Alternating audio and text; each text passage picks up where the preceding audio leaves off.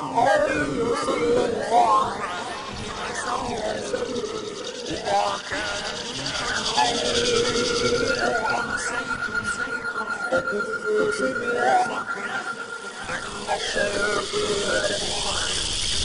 قال النبي صلى الله عليه وسلم إذا كان جنح الليل أو أمسيتم فكفوا صبيانكم فإن الشياطين تنتشر حينئذ، فإذا ذهب ساعة من الليل فخلوهم وأغلقوا الأبواب واذكروا اسم الله، فإن الشيطان لا يفتح بابا مغلقا، وأوكئوا قربكم واذكروا اسم الله، وخمروا آنيتكم واذكروا اسم الله، ولو أن تعرضوا عليها شيئا وأطفئوا مصابيحكم.